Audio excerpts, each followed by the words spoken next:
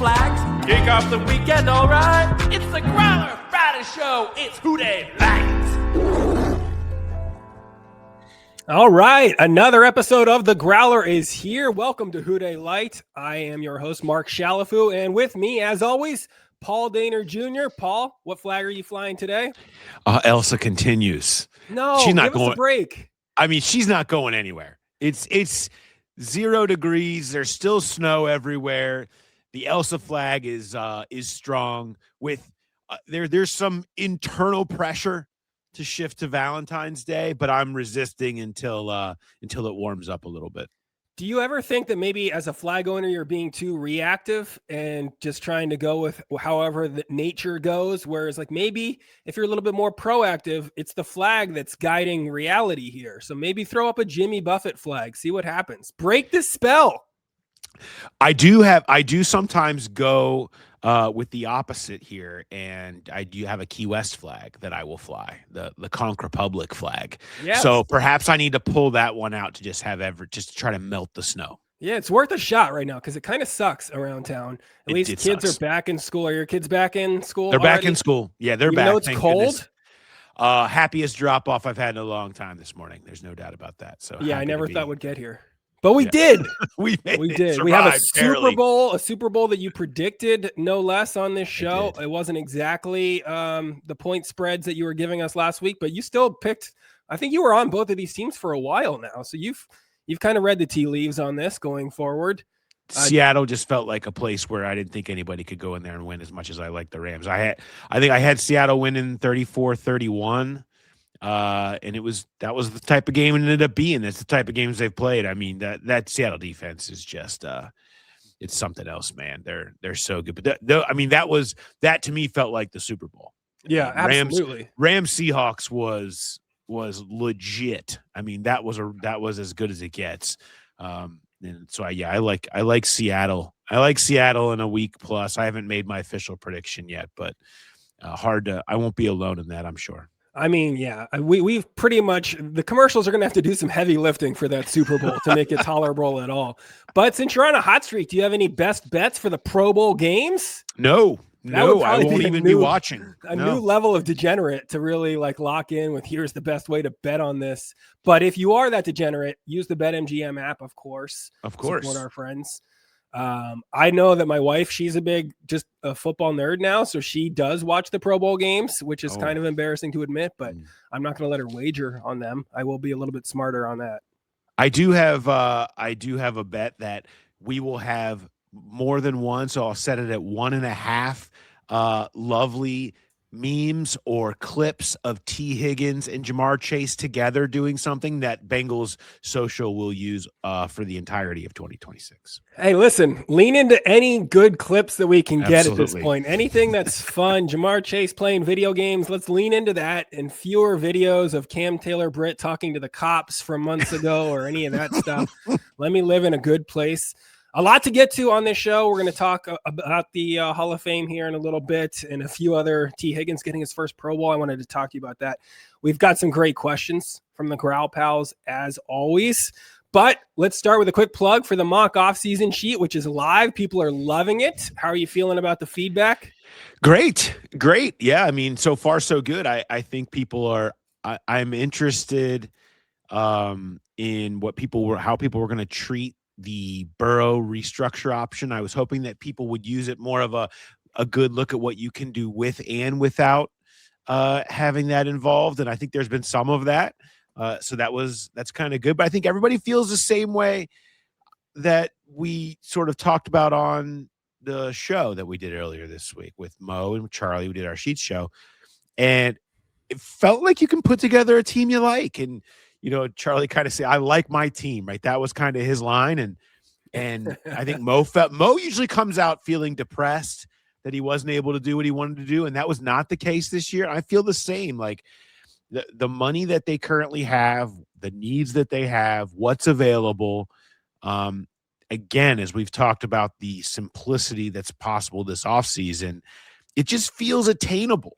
And I think that's kind of been what I've seen from people that have filled out their sheets. Hopefully people go to The Athletic right now and go get your sheet, make your copy, and keep sending them. I see a bunch of people have sent them to us. So I think people feel that way. It feels very attainable to do what this team needs to do. It's such a fun offseason exercise. If you haven't done yours yet, go read Paul's article on The Athletic. Start there, get your sheet, watch the show if you missed it, just to see that insight from Charlie and Mo on it too. But I'm with you. Every single sheet that I've seen somebody send us lately, I'm like, oh, this team could go to the Super Bowl. And then I see another one. I'm like, oh, this team, this is how you fix that defense. I get just sold on it every single time. I refuse to do one without the Burrow restructure because I want that extra $12 million every time. I want to live in that fantasy world where that's going to happen 100%. The tag and trade, I like that with Trey Hendrickson. All the draft picks I've seen, I've been a big fan of for the most part. If I have one qualm at this point with what I've seen from people, it's Joe Flacco as the backup quarterback. That is a lot of money to spend, $4.5 million. And if I could be guaranteed to get this year's Joe Flacco again, I would do that, right? I would love to have him back as a backup quarterback. But I think what people are missing with that is that you got a Joe Flacco that was without his family. He's a 41-year-old dad escaping his family, eating dinners by himself, living, a little bit of that bachelor life. Maybe that fuels his play. So I'm worried that if he sets up some roots here, moves his, kids here, then maybe you don't get the same Joe Flacco. He wouldn't move his kids here. I think he'd have the same setup. Good. That's that he important. had last year because his kids they weren't living there when he was in Cleveland when they thought he was going to be there. Would you move your kids to Cleveland? It's not a good situation to be in. It's fair. They're over in the Jersey area. Things are good. The ocean's nearby, or you could go to Cleveland. Yeah, I get it. I don't get the impression that's going to be the case. The Flacco thing is, I think the only time that Joe Flacco is playing for the Bengals is if something really bad has happened and a phone gets picked up. I'm curious to see what his market's going to be. I wonder if somebody sees a bridge starter job that they want to give to him. I'm just curious. Yeah, it'll be interesting to exist. And especially if they know they're getting the Ted Lasso version of Joe Flacco, the one that shines when he's away from his family, and not the one that crumbles when he's around them. That's important. But yeah, I don't know what the market really is going to be for. He is old. Old quarterbacks aren't necessarily the best route to go for a bridge guy. But you know what? Old quarterbacks have never been more in vogue. It's true. Old quarterbacks are back, baby. Everybody wants an old quarterback now. They were pulling Dad Bob Phillip Rivers off the bench. It's like, what is he going to be? Is he going to be your quarterback? Is he going to be your head coach? Who knows?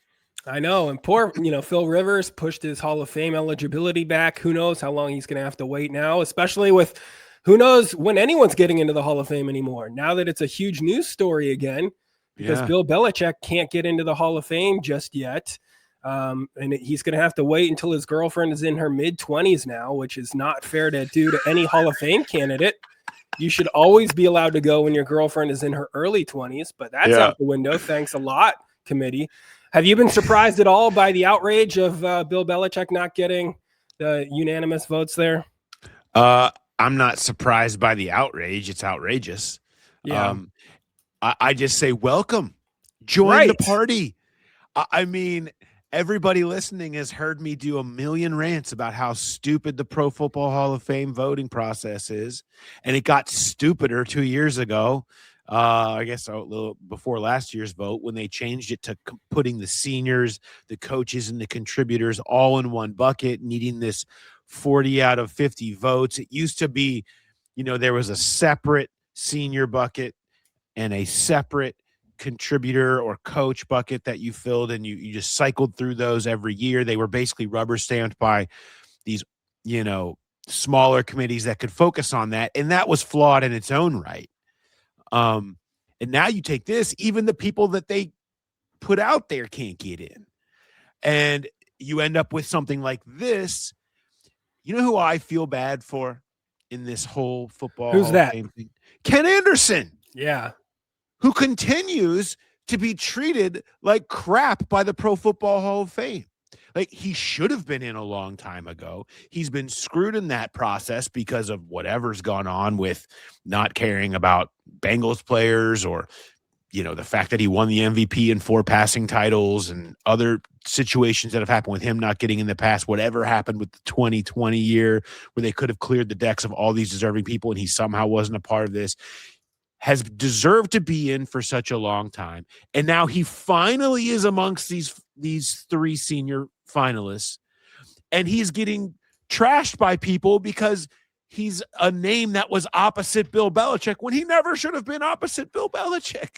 Yeah. You shouldn't be having to choose between Ken Anderson and Bill Belichick. That's crazy. Yeah. But this is what the Football Hall of Fame has decided to do. And so you have people saying, no one in their right mind would ever vote for Ken Anderson over Bill Belichick. Like this guy doesn't deserve any of this. He should already be in and enshrined and shouldn't be any part of this conversation. Instead, he gets dragged like this. It's just such, get rid of it all. I'm just so over it. The process sucks. And what really sucks about the fact that he is getting dragged now is like, there's never going to be an opposite scenario where everyone just starts randomly praising a player that played decades ago. But now the next time he comes up again, people will still think like, oh yeah, that's the guy that was, getting the consideration over Bill Belichick. And that just hurts him more going forward. It just exposes how full of like pettiness and just personal bias the whole thing is. And it's just sort of a bummer. So here's to kind of give a little bit of a synopsis of what happened. Now, I'm not a Hall of Fame voter. They've kind of had these same people for a long time. But it basically comes down to there's 5 people, these 3 seniors, 1 contributor, which is Kraft and then Belichick. And then it's Roger Craig and L.C. Greenwood along with Ken Anderson. Those 5 people are up for this vote. These 50 people all have to pick 3 of the 5. They got to pick 3 of the 5 that they want to put in, and the top vote getter will get in, and anybody else that gets 40 out of 50 votes. Well, when differentiating between L.C. Greenwood, Roger Craig, and Ken Anderson, no one's gonna get the chances of you getting consensus on 40 of 50. All of those 3 are well deserving. There's 40 more seniors that are well deserving that you also wouldn't be able to differentiate all that much with, there's such a backlog. So these voters know that these 3 seniors are not going to have much of a chance of getting in. Okay. And so when you know that, you're trying to think, if these seniors don't get in right now, by the way, it's over. They're not getting in like ever. Yeah. They go back into the pool, back into the abyss. They're not going to cycle back through. It's over. And the point of these people, the Belichick 11 or whatever it is that didn't vote for Bill Belichick, is we are hearing that they voted for the 3 seniors because Belichick's going to be a Hall of Famer, and these 3 seniors will never get in if they don't get in right now. And is that right? No. Like, I think you have to vote Bill Belichick in, but like, that's where that is coming from. That's a flawed process when you're making these people decide, like, are you going to say that these seniors are never going to get into the Hall of Fame? And that's unfortunate because they all deserve to be. And it's just a messed up process. The whole thing needs to be blown up and starting over. Honestly, I think baseball has it right. Like, you should have anybody that has covered the league for more than 10 years or whatever it is, and have some sort of a rotation of those people every year that cast votes, and the votes are the votes, and these are the people that get in. And that should be that. And you can have presentations and everything, but like the secrecy, the lack of transparency, the politics, all of that stuff that's involved in the whole Pro Football Hall of Fame right now is what people hate. And it's really being exposed right now with this Belichick vote. Yeah, it's not a lot that baseball gets right, but that is a better system for something like this. Well, compared to this. Right. And then with this, isn't there like one person that has to like give the pitch for, each candidate or whatever? Like, does that mean somebody tried to sell Bill Belichick and lost? Like, who fumbled that? Yeah, I mean, a lot of times when they do these presentations, like some of the presentations last a long time, the conversation lasts a long time, and they make their presentation, and then you're like, okay, they would used to keep time of it. Okay, that was a 48-minute discussion of Willie Anderson, so to speak, right? And then they'll be like, the discussion of Peyton Manning lasted 3 seconds. It was literally the presenter being, "I present to you Peyton Manning," and that was it. And it's like, okay, he's in. Like that's, and I think that's probably, I don't think Bill Belichick needed a presentation. I don't think that there was, obviously there was discussion about the Spygate and all that stuff, but they're going to talk about it. But I don't, usually that's not what was going to move anything either way. I think it's the setup of having this 3 of 5 for 40%, 40 out of 50 numbers that cause the issues. Well, as long as we're talking about very serious recognitions, Tee Higgins got into the Pro Bowl for the first time ever. That's huge. I'm psyched for T. I'm a little less psyched about the Shedeur Sanders part of the Pro Bowl. But how should I be feeling about this week? T's going to be real disappointed when he gets there and realizes he's relying on Shedeur to throw him passes. Like, no, I mean, it's really cool. Like, it's cool for one reason.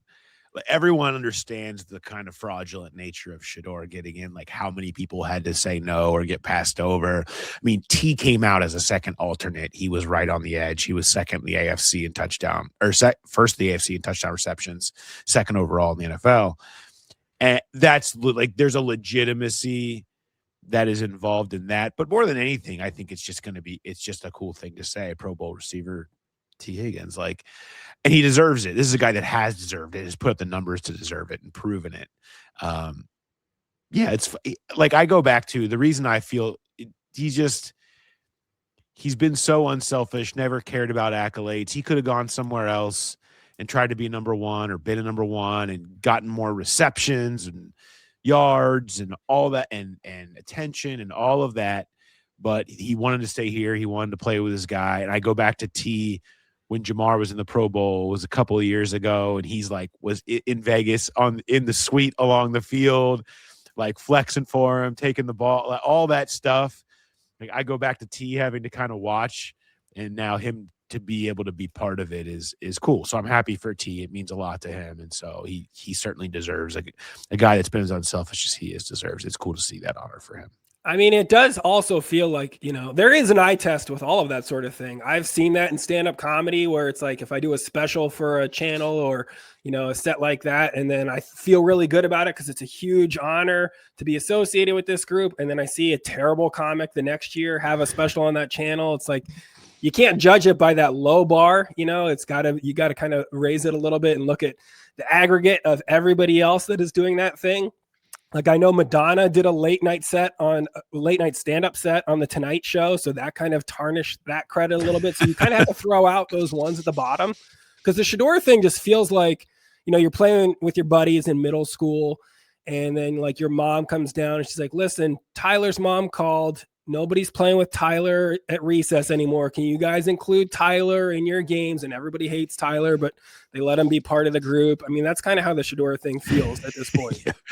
Yeah, it does diminish. It does diminish everything. This is like Snoop Huntley. Yeah, got picked a few years ago. Like, this is just these guys don't want to go do it. It's just not really that special of a thing to get selected for, but it clearly means a lot to T. And I think it's different when you were a part of that original selection. And in T's case, right there is the second alternate. Like, it means a little bit more than when you were clearly, whatever he ended up being, 20th in line to actually get in. I know. I wanted to see how much farther Joe Flacco was down the list. I mean, did he not play enough games to be on that list? Yeah. Well, yeah. Put Flacco. I'm sure he played just as much as Shedeur did. So get him in the Pro Bowl. How did they botch that? Before we jump into these questions from the Growl Pals, last thing I wanted to bring up to you, Joe Burrow playing the piano. He plays it very well. I don't know if you saw the clip that was circulating this week. Again, more positive clips, the better. I want to see more Joe Burrow playing the piano, just like I want to see Jamar playing video games and whatever we get from the Pro Bowl. I think that he's getting better at the piano, and I don't know how you feel about this, but I am of the belief that if he keeps having injuries and he's getting better at his hobbies during these injuries, that maybe he kind of owes Bengals fans a piano recital. Could we get you on board with that? Have you seen these like candlelight. It's like these candlelight experiences where they go and they do like 90s hip hop or Taylor Swift or whatever themed candlelight, string. There's somebody on it. You could have someone on the P of Joe Burrow candlelight recital. How big of a venue could he fill? I mean, how many people in Cincinnati would go see a Joe Burrow candlelight recital? I want to know. Do you think he could fill the Brady? I think so. Well, listen, you can't go too big. You can't put him in, the Heritage Bank Arena or whatever, because that place sucks. And he's better than that. Right. So even if you can accommodate more people, it's got to be like Aronoff, Brady, something like that, where you can fit like between 2,000 and 4,000 people.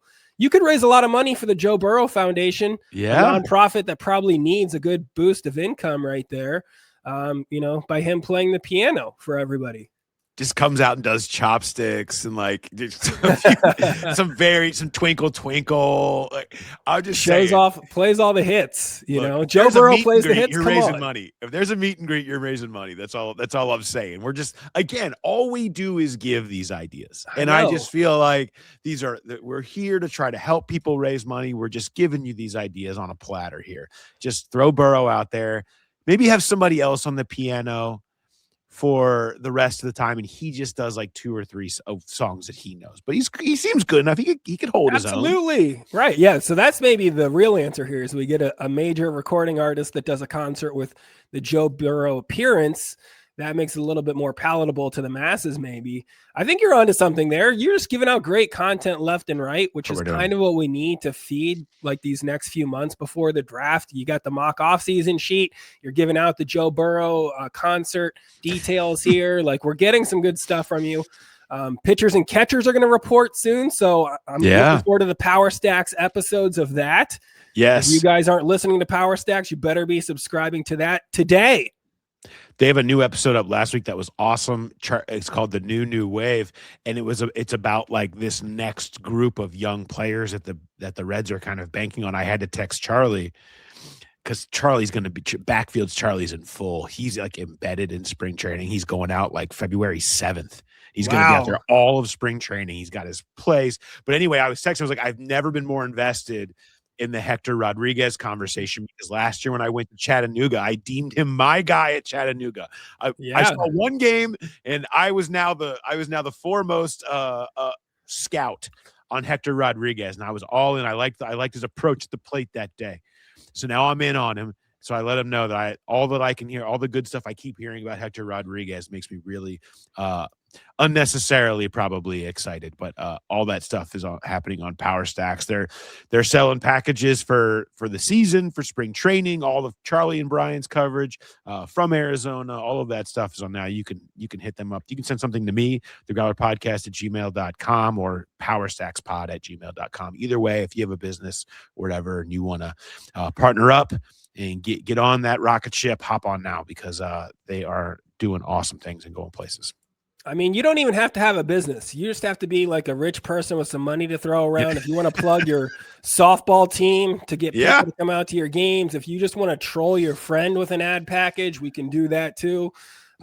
Obviously hit up the emails, because it's about to be Power Stacks time, man. People are going to get real invested in baseball here soon enough, especially if it's going to still be negative degrees in Cincinnati.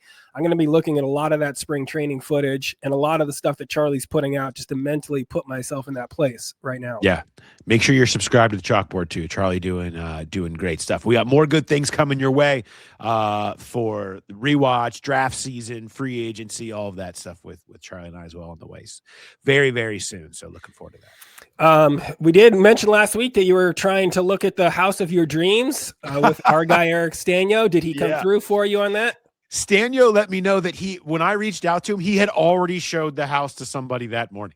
Wow. Stanio was plugged in. Oh, he was on top of it. He was like old news, basically. He was all over it.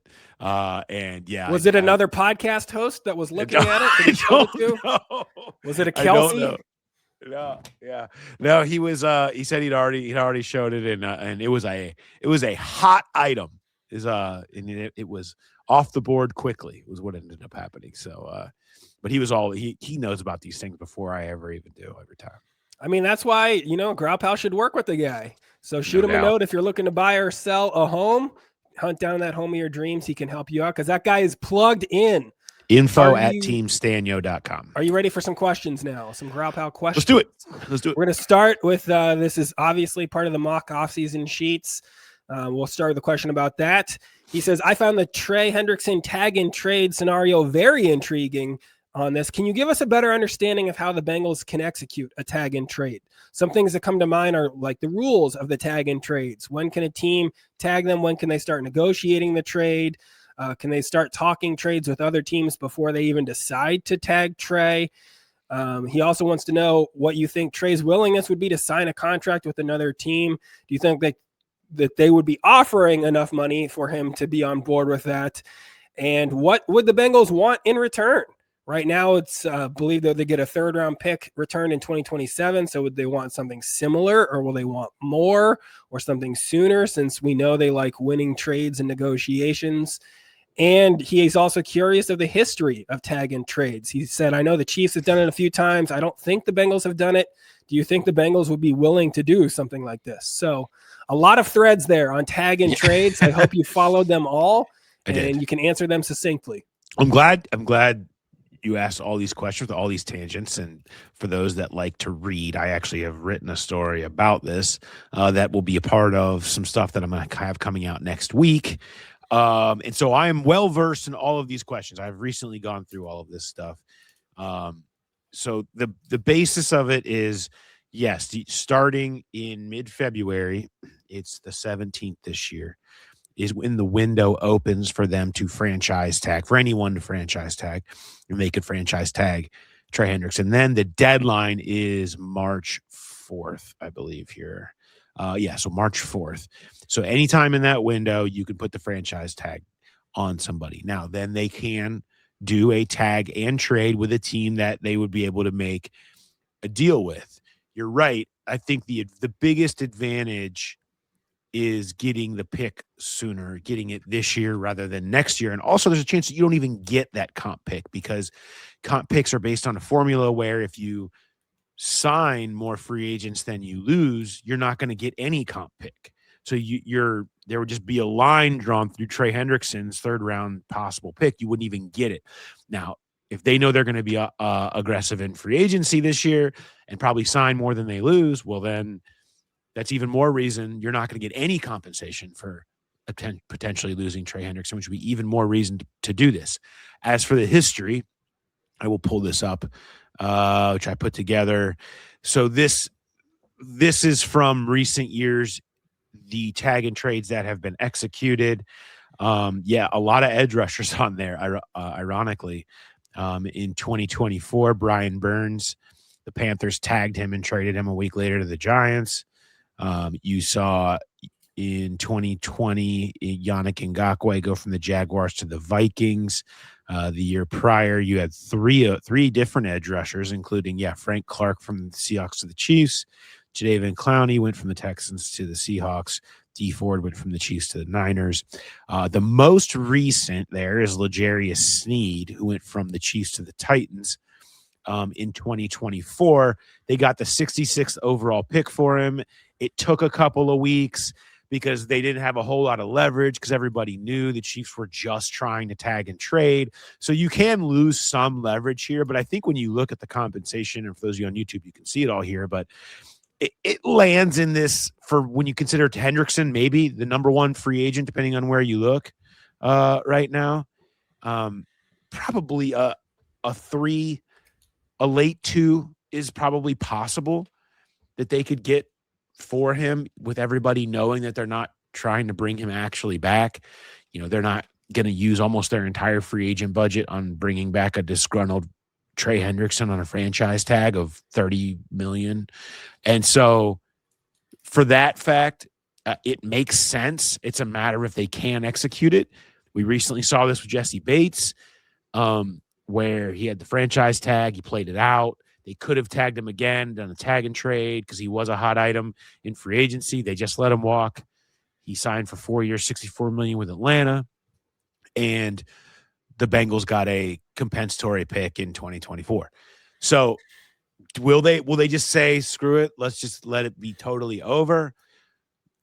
I mean, it certainly makes more sense if they can pull this off to go out there and do a tag and trade, but a team has to be willing to pay a guy who is going to be 32, as well as give up a piece of their draft capital. So there's a lot to it. It certainly feels like it would be worth a shot for them to try to do. I mean, it sounds like he's a great candidate being the top free agent, but I look at that list you put up, none of those ages start with a 3. Those are all guys in their prime or mid-20s. So that's going to be a hurdle. Also, I wondered this too, like are teams going to be less likely to even try that tag and trade because they know the Bengals don't really do that sort of thing? It's sort of a rare thing to begin with, and that they can probably just take their chances once he's on the open market at that point. But I mean, yeah, there's a bit of a, but do they want Trey Hendrickson? I mean, he's going to be the best pass rusher, him and Jalen Phillips. He's going to be the best pass rusher available. So if you need a pass rusher, and it matters to you that much, and you can make a deal with Trey Hendrickson, and you have some draft capital you're willing to part with, like I do think it makes sense for some teams. Somebody would be willing to do it. Now, how much would they be willing to give up? Are the Bengals going to just really be willing to make a deal? Are they going to feel like they can't get enough leverage? Are they going to make it look like they're actually going to make Trey Hendrickson try to play here? I just don't buy that. It's a little more complicated, but it's not like it's never been done. I mean, there's not a lot. There's 7 examples there since 2019, and only a few in recent years. So it's not like it's happening all the time. But this would seem to be a rare situation where they could do it. It kind of feels like they could do it out of spite. You know? I like some spite. Yeah, feels like it could be a little spiteful of we've talked about that where you know what? How'd you like to go play somewhere where you really don't want to be? You know? I love doing the Burrow restructure because that's fun and easy. I've been a little bit more reluctant to plug in the Trey tag and trade just because I know a lot of sheets that we've seen sent in are using it because it does, again, for all the reasons you laid out. It makes sense. It does make sense to get that pick sooner. But also, I am curious what the demand's going to be. Like, I take away the personal issues that come with Trey Hendrickson and the history here. If this was flipped and the Bengals were going after somebody that was going to be, 32 with an injury history now, I mean, I don't know that I'd want to give up a second-round pick for that kind of age and uncertainty. I mean, he's going to sign for a lot in free agency. I mean, he's got value. A healthy Trey Hendrickson on a long-term deal. You saw a few more guys start to play well into their 30s last year. I don't know whether it's just happens to be a lot of freak athletes or just seeing modern science and health is helping guys play a little bit longer, that maybe there would be some data points that teams would point to and be more willing to invest in 30-plus-year-old edge rusher, where that's a position where, traditionally, specifically for just the athleticism required, you've seen this drastic fall off. Maybe they look at more of a big, powerful guy like Hendrickson is capable of sustaining longer. He's going to get paid. Like, it's not like, I mean, he's number 1 free agent for a reason. And you just can't find 17 and a half sacks or even 12 sacks just sitting there waiting on you very often. So, and if there's multiple suitors and multiple teams that are interested, you could add in a tag and trade situation and get some compensation. This next question's from Mike. He says, why didn't Dax Hill start the season at outside corner? I know it was a small sample size, but didn't he play well there the previous season prior to being injured? So, yeah, I mean, the Dax Hill situation this year, I think there was a lot of thought that his most natural position would be nickel. And that was from coming out of the draft and the success he'd had there. He played there a little bit before his injury. And then you also have to look at the way the room was constructed with Cam Taylor-Britt and DJ Turner and some of the other who are more outside guys were getting your best 3 on the field, could involve Dax on the inside. I think that was all, kind of part of this. And I just think they viewed him as this could be the natural position for him. And then once he got through a half a season and you could say, well, you know what? When he was outside last year, maybe that was just where he was better. And you kind of give him a chance to do a little bit of both. And he was doing both essentially, even when he was nickel, when they just had two receivers out there or whatever. But either way, I just think that's the way it was made up. And once Cam got hurt, it was a natural to just, let's just move Dax outside and bring Jalen Davis up. And so I don't have a problem with that as much. I mean, everyone was screaming about how nickel corners seemed to maybe be his most natural position. We just got done talking for a long time on the Sheets show about the rise of this big nickel corner spot and how those players can be valuable. The nickel safety hybrid type player that's physical and can tackle and also cover. And so there could be value in that for Dax. Like, I just think there were a lot of things involved that it made sense to give him a shot there and feel like that was a good place to start, even though now it turns out that it does seem like outside is where he's going to be. Our next question here is from Cody. He says, love the show. Thank you for everything you do to your bodies. I have a Ring of Honor related RPB. Which of these former Bengals has the best chance to make the Ring of Honor? Carl Pickens, Takeo Spikes, or Carson Palmer? Okay. Well, this is an easy one to boot. I mean, Carson Spikes. Palmer's. Yeah. Carson Palmer's not going to have his name in the stadium anywhere. Sorry about that. I think that ship has sailed. As long as it's owned by the current owners. I think that you are running with Takeo Spikes here.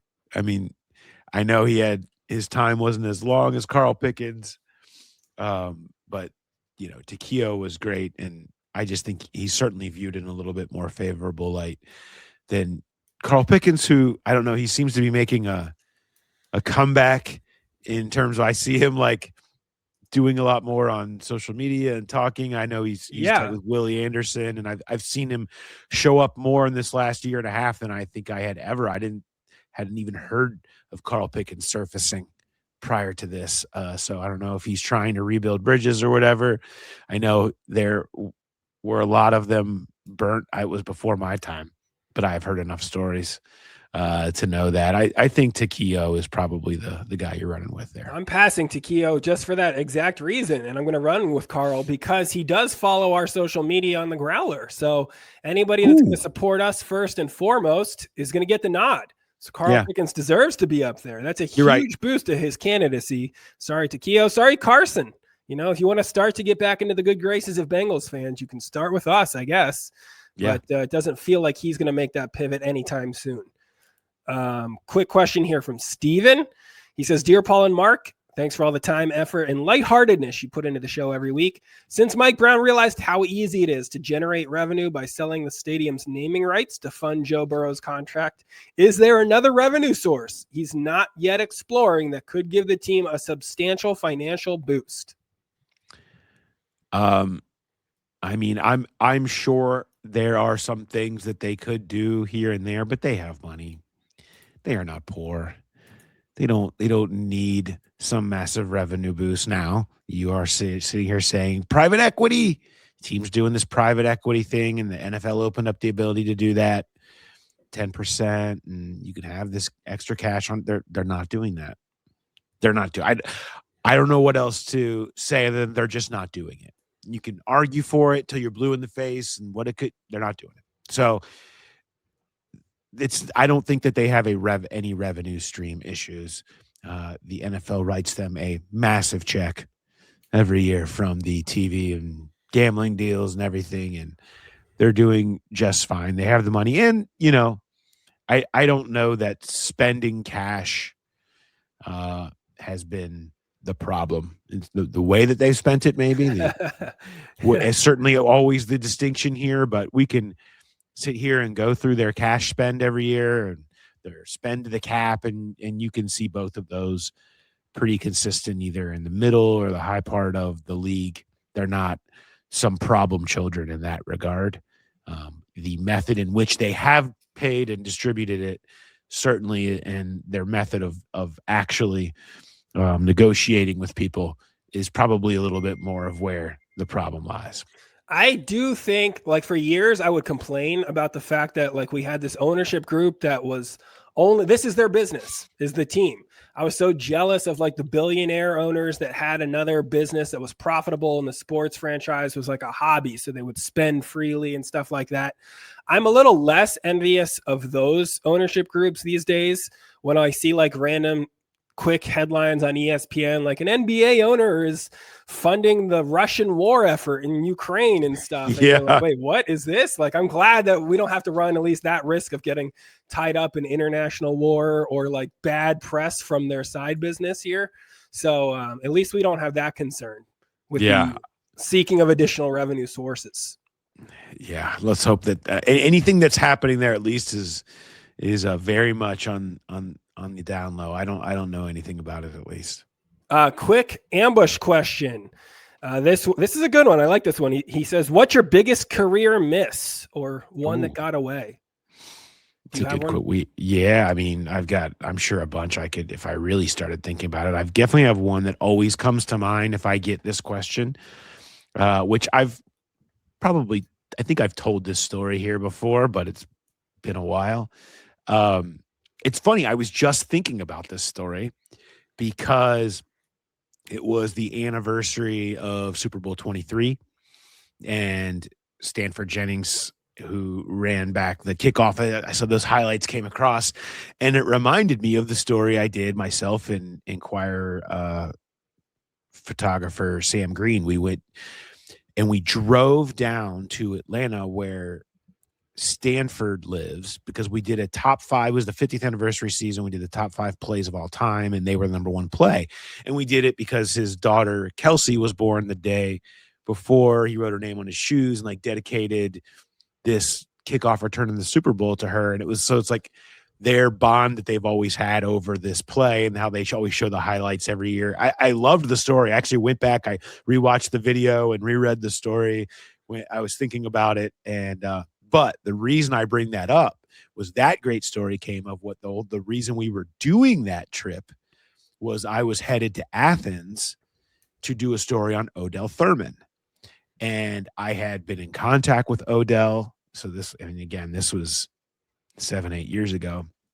He'd always been the white whale to me, like the story I always wanted to tell.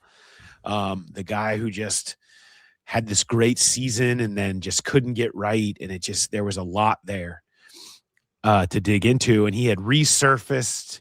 He was like helping out at UGA, and so he's like, "Come on down." I talked to him multiple times. We had an interview time lined up, all this stuff, and we got down there, and he ghosted us for days. Like we were there, because it was kind of last minute. That's why we drove and didn't fly, and we tacked on the Stanford interview to it because he was there. And we were doing it like, let's just double up. And we never were able to catch up with Odell. He ghosted us, and eventually we had to leave. And so that was that. That's the one that got away, because I still, to this day, being able to properly tell his story would have been one of the most interesting things I've ever been able to do on this beat. And I never got the chance to. Well, you know what, though? It did have like a nice ending, since there was another story that you were able to do. At least there's some positive outcome to that. I look at career misses, and I think my worst was I was working as a comedy writer for a parenting social media brand called The Dad, which had its heyday, 2021 to 2024-ish. And I'm just writing jokes, videos, memes, that sort of thing for this place. But I would also do like a weekly roundup of like parenting stories or things to watch for. And it would be some jokes and stuff in that. But as a result of doing that, I would get a ton of pitches from PR people all the time. Like, hey, include our video game, include our TV show. You should include this product or whatever. And so you get a ton of those in the inbox. And I'll never forget the one that I got from a production company in Australia. They were saying, hey, we've got this new cartoon coming out in America. We think it's going to be a huge hit for families and parents. It's about this cartoon dog. And I looked at it and I was like, no chance. There is no chance this is going to fly in America. That TV show was Bluey. Yeah. It was Bluey, which is the #1 streamed title in America this past year. And I was the one that looked at it and was like, nope, I'm not getting ahead of this trend. That's never going to work here, you idiots. Take that back to Australia. Yeah, Australian dogs. America would never. Yep, I really boffed that one. That's a tough one. That is a tough one to take. That's a tough one because that's an incredible show. It is a good show. It's the best of every kids show that I've had to watch or sit through. I truly will say that is number one for me. Yeah, it does. It transcends the ages. Even parents like it. There's plenty of parents that end up watching it even after the kids left the room, essentially. Listen, I'm owning up to it. I blew it on Bluey. I should have been on top of that guy.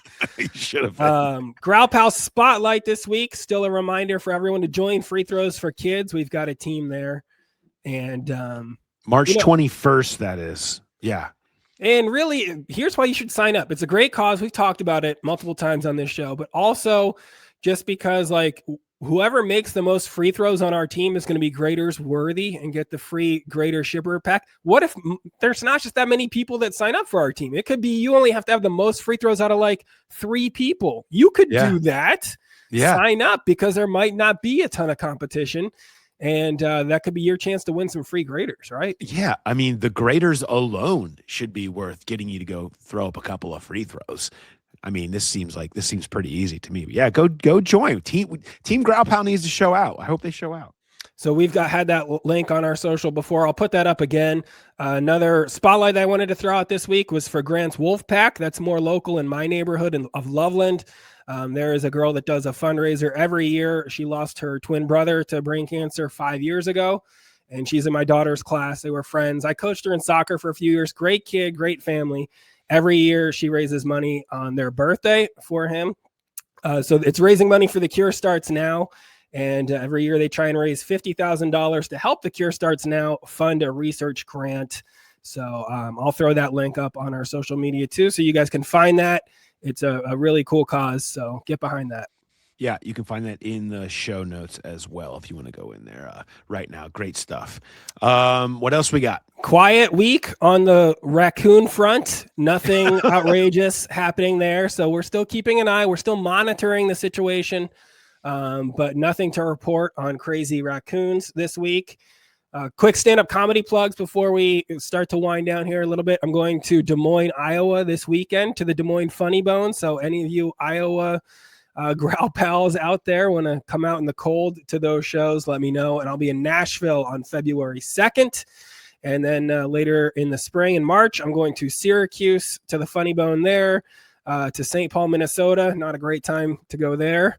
And then I'm going to Asheville, North Carolina, and Charleston in April. All of those tickets links are on my website, markshalafucomedy.com.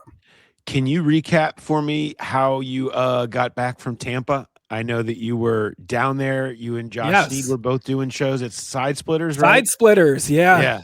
It was tough.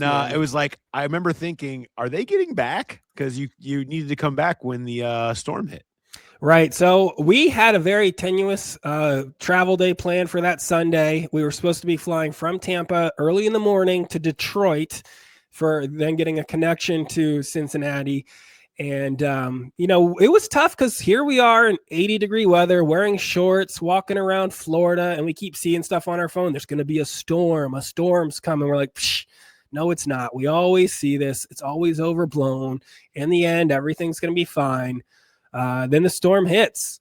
And so there was a brief second where we're like, well, do we preemptively switch our flights to Monday since everyone that's going to get canceled on Sunday, if we wait too long, all those Monday flights will be gobbled up and we'll be going back even later?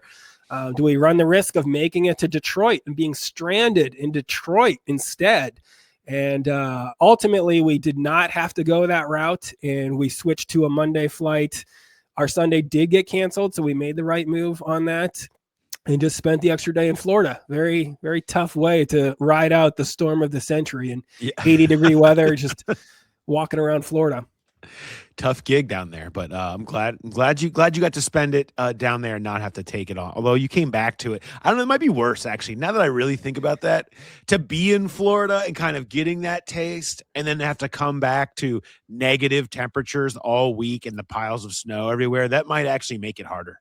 I like to think that. My wife would disagree pretty strongly with that assessment.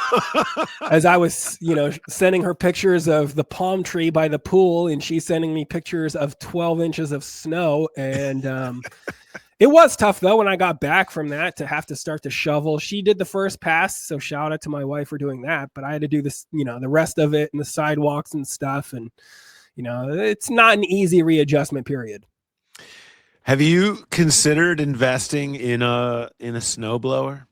No, it snows twice a year. I know. Who cares? I know. I kind of like the idea. So my dad does this. Like, he has a snowblower, but he does it because he just likes to go up and down the neighborhood and like clear for everybody. Like, he's just kind of a help everybody kind of guy. How old is your dad? My dad actually just had a birthday and just turned 73. Okay. So, but he hops on he gets the snowblower out and just kind of goes and does driveways and sidewalks and enjoys doing it. I think that's great, but I would if I could get like a couple, if you could tell me there was going to be a snow like this every year, even if it's just one that's like this every year, I'd be willing to invest and like go out there. But I feel like sometimes we'll go 3 and 4 years and we won't have anything even remotely like this. Yeah. And you know what? It is interesting. I have a neighbor who's in his 70s with a snowblower, and he does the same thing. Like, he'll go help people out, whether they're older or whatever. But there's also the guy that lives on the other side of me. He's younger than I am. And he was getting out to shovel his snow even after I had. And he had been home the whole time. He should have been out on his earlier, and still the neighbor had to go over and help him.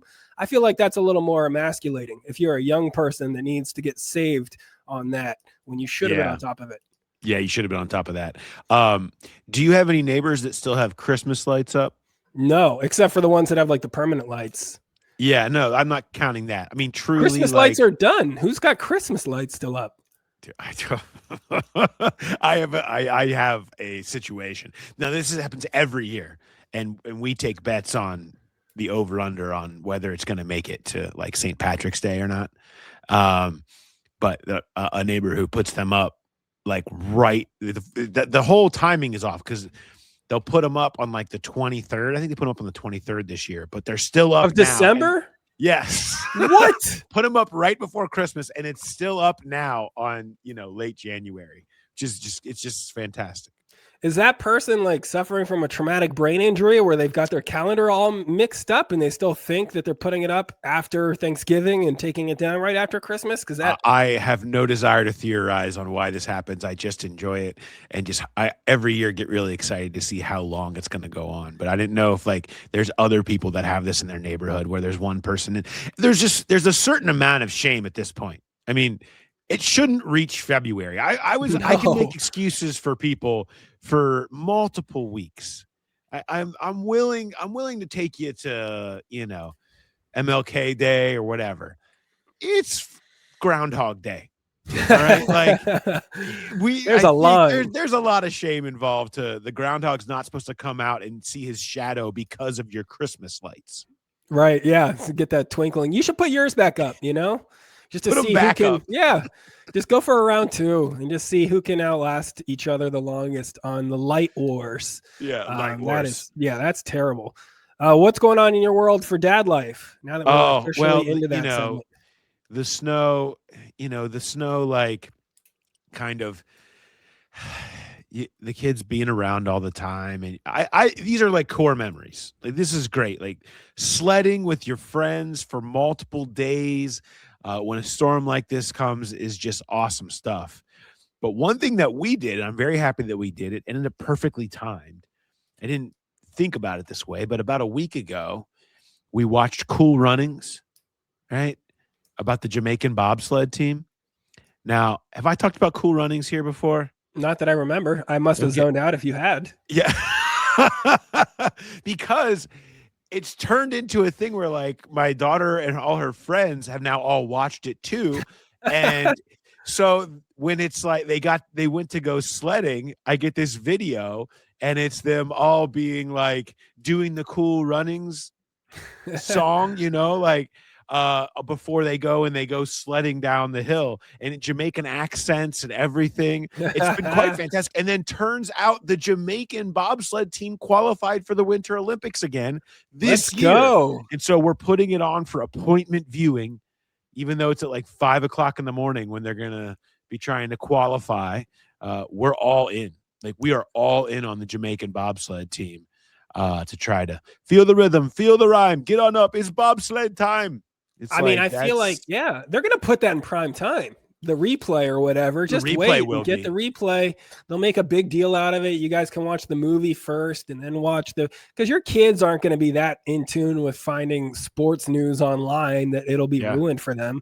So just watch it during normal hours. I even built a little bobsled track in our backyard, like a little windy bobsled track. Nice. Go down and work on which it took some tinkering. There was just a lot of running into a wall and falling sideways that happened in early portions, but we persevered and it got better. But all inspired by Cool Runnings. If you have kids, a great movie to bring back, for kids these days. Yeah, we'll have to check that out. Well, a lot of times you try to get them to like a movie that you liked, and it's just not happening. They want no part of it, or it doesn't translate or whatever. This one surprisingly does. Good. I stand by it. Yeah, I'm surprised the kids liked it that much. It is hard to find movies from back then that the kids will like. We can't really always sell our kids on a lot of those. So when you do find one, it's precious to hold on to. Never thought it would be Cool Runnings. I didn't think that would be the one that would appeal to this next generation, but also, like, you have very few chances to build a bobsled track in your backyard in Cincinnati. Sure. It's not happening a lot. You don't usually get the 11 inches of snow in one day. So you got to take advantage when you can. Took advantage. What do you got?